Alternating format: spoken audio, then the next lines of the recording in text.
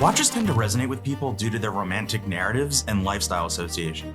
But look, I know most of you will find this shocking, so brace yourself. Most of us will never be checking our elapsed mission time on the International Space Station, nor checking our timing bezels 300 meters or more below the surface of the ocean. So when a watch comes along that has not only a romantic narrative, but a relatable and practical use that strikes a true chord, it's a really cool thing. And that watch, for me, is the Parmigiani Fleurier Tonda PF GMT Rattrapante.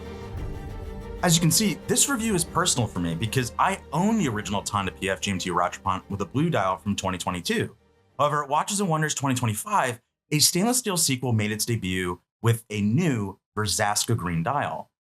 Whether the original steel blue dial model I own, the solid gold model with the blue dial that followed, or this new Verzasca green variant we are taking a closer look at today, there are two key elements that are worth understanding that I want to dig into. But first, let's get into the specifications and how it wears.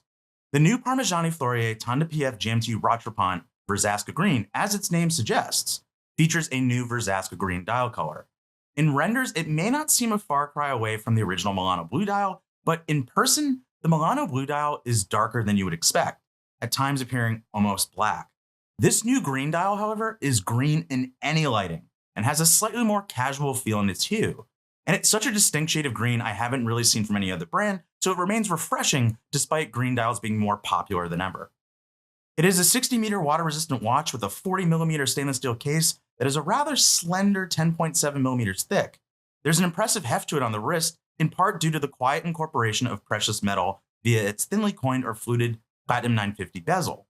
This extra weight creates a strong center of gravity that, in turn, really helps keep the watch centered on the wrist. The bracelet has been designed with ergonomics in mind as well, with its wide stance elevating its balance and comfort around the wrist.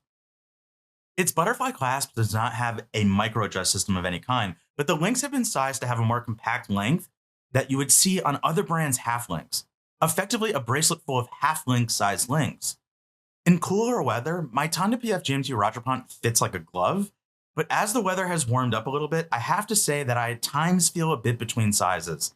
Adding one more link does make the watch wear a tad looser than I would like, but to be clear, I can be very nitpicky about fit, and I suspect the overwhelming majority will have little issue in terms of the bracelet sizing. Though, Parmigiani Fleurier, if you're listening, I would certainly not object to a clasp down the line that introduces on-the-fly micro-adjust.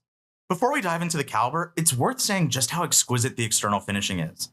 The case is largely decorated with this rich satin brush that is complemented by very fine, hairline-thin polished bevels that are quiet in expression. You really see this on the lugs, a perhaps modern twist on a cow horn style that just looks fantastic. The mirror polishing is most visible on the bezel, the case side pusher at the 7 o'clock position, which I will elaborate more on later, and on the bracelet.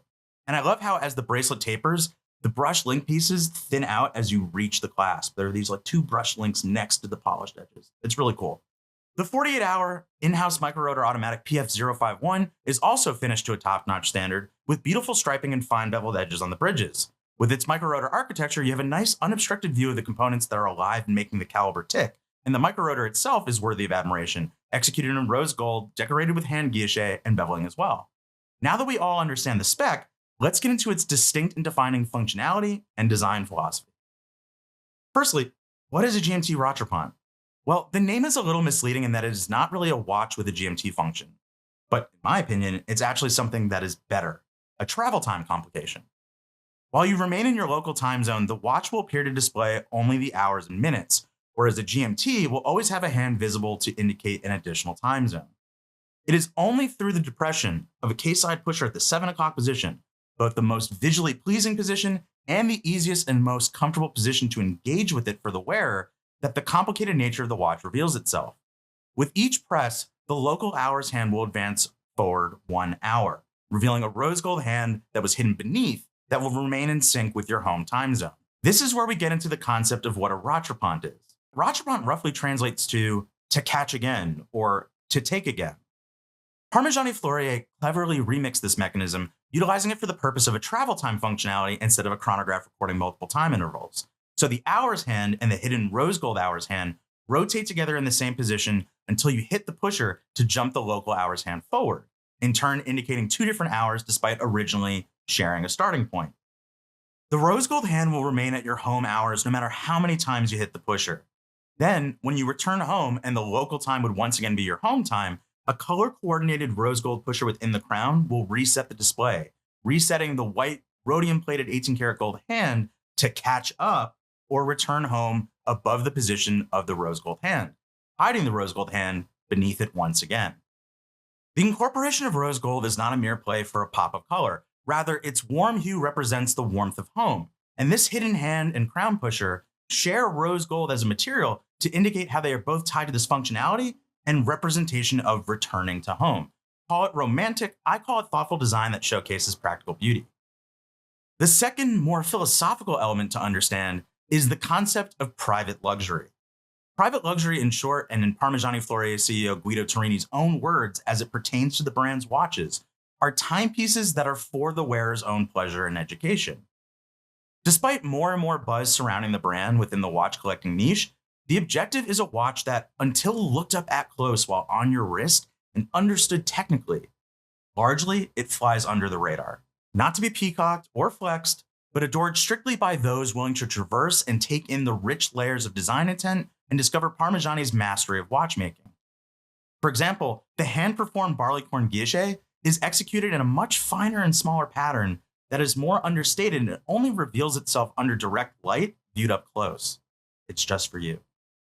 The Parmigiani Fleurier logo, revamped to its PF emblem, refuses to spell out its maker and further clutter the dial's meticulously chosen color and intricate textured pattern.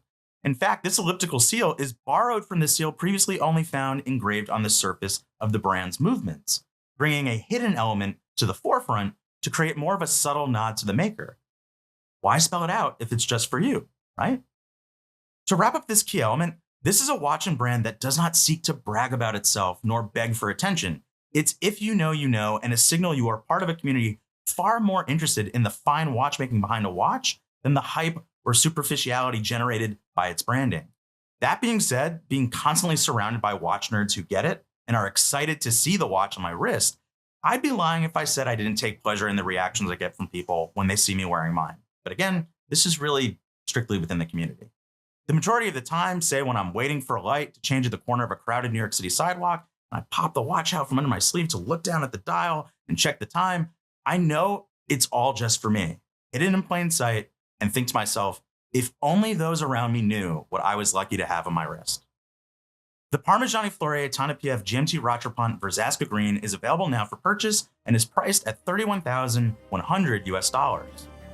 Let me know your thoughts about the watch in the comments below, but what I also want to know is the GMT Rattrapante your favorite model from Parmigiani Fleurier, or do you have another favorite from Parmigiani?